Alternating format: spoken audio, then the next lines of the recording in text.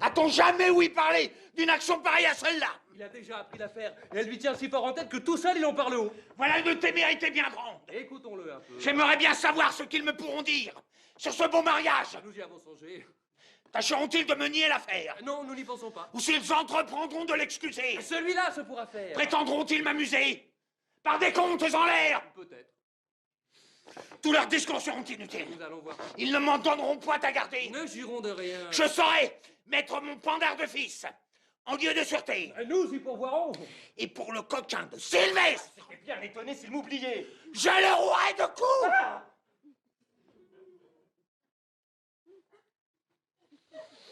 Ah!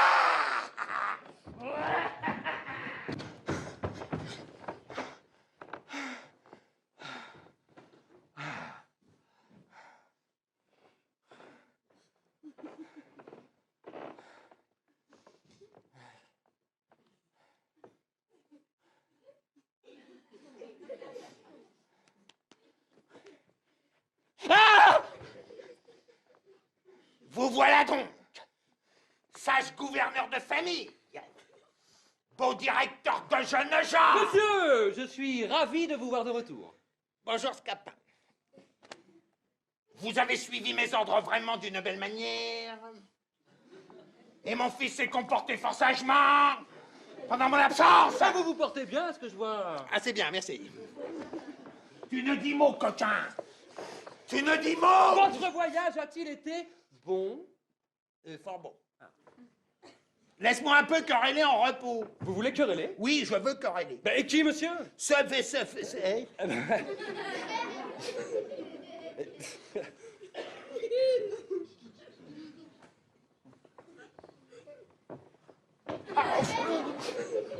maraud-là. Et pourquoi? Mais quoi, tu n'as pas ouï parler de ce qui s'est passé dans mon absence? Ah oui, oui, oui, j'ai bien ouï parler de quelques petites choses. Mais comment quelques petites choses? Une action de cette nature? Vous avez quelques raisons. Une hardiesse pareille à Et celle-là? cela est vrai.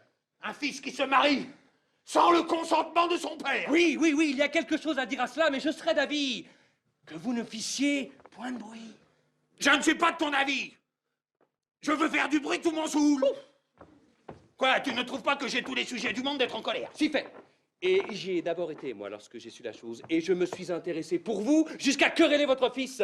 Demandez-lui un peu quelle belle réprimande je lui ai faite et comment je l'ai chapitré sur le peu de respect qu'il gardait à un père dont il devait baiser les pas. On ne peut pas lui mieux parler quand ce serait vous-même. Mais quoi?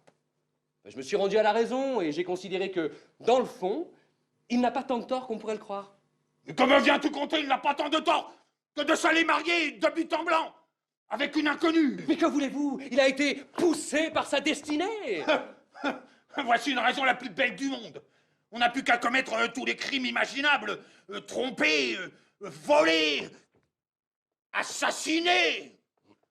Et dire pour excuse qu'on y a été poussé par sa destinée. Ma foi, monsieur, vous prenez mes paroles trop en philosophe. Je veux dire qu'il s'est trouvé fatalement engagé dans cette affaire. Mais pourquoi s'y engageait-il? Voulez-vous qu'il soit aussi sage que vous? Les jeunes gens sont... jeunes.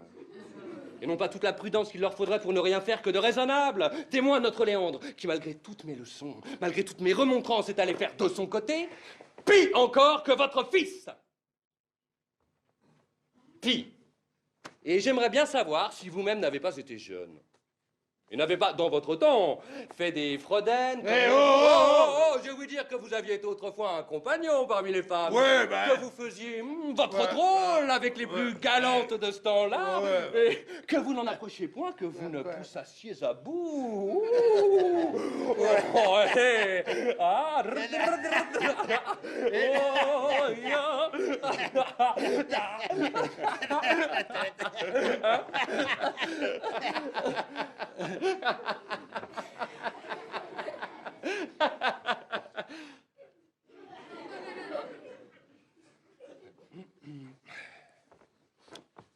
Cela est vrai, j'en demeure d'accord.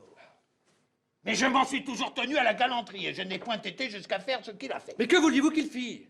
Il voit une jeune personne qui lui veut du bien, car il tient cela de vous d'être aimé de toutes les femmes. Il la trouve charmante, lui conte des douceurs, soupire galamment, fait le passionné, elle se rend à sa poursuite. Il pousse sa fortune, mais le voilà surpris avec elle par ses parents, qui, la force à la main, le contraignent de l'épouser. L'habile fourbe que voilà.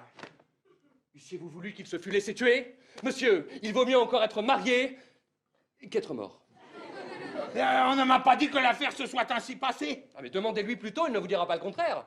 C'est par force qu'il a été marié. Oui, monsieur. Voudrais-je vous mentir? Mais il devait donc aller tout aussitôt protester de violence chez un notaire. Ah, c'est ce qu'il n'a pas voulu faire. Cela m'aurait donné plus de facilité à rompre le mariage. Rompre le mariage? Eh oui. Vous ne le romprez point. Je ne le romprai point. Non? Quoi? Je n'aurai pas pour moi les droits de père. Et la raison de la violence qu'on a faite à mon fils. C'est une chose dont il ne demeurera pas d'accord. Il n'en demeurera pas d'accord. Non. Mon fils. Votre fils? Voulez-vous qu'il confesse qu'il ait été capable de crainte et que ce soit par force qu'on lui ait fait faire les choses? Il n'a garde d'aller avouer cela. Ce serait se faire tort et se montrer indigne d'un père comme vous. Je me moque de cela. Il faut, pour son honneur et pour le vôtre, qu'il dise dans le monde que c'est de bon gré qu'il l'a épousée. Et moi, je veux, pour mon honneur et pour le sien, qu'il dise le contraire. Eh bien, moi, je suis sûr qu'il ne le fera pas. Je l'y forcerai bien. Il ne le fera pas, vous dis-je. Il le fera. Ou je le déshériterai. Vous? Moi. Bon. Comment bon? Bah, vous ne le désirerez point. Je ne le déshériterai point. Bah, non. Voilà qui est plaisant. Je ne déshériterai pas mon fils. Non, vous dis-je. Et qui m'en empêchera? Vous-même. Moi? Oui, vous n'aurez pas ce cœur-là. Je l'aurai. Vous vous moquez. Je ne me moque point. La tendresse paternelle fera son office. Elle ne fera rien. Oui. Je vous dis que cela sera. Bagatelle. Il ne faut point dire bagatelle. Mon Dieu, monsieur, je vous connais. Vous êtes bon naturellement. Je ne suis pas bon.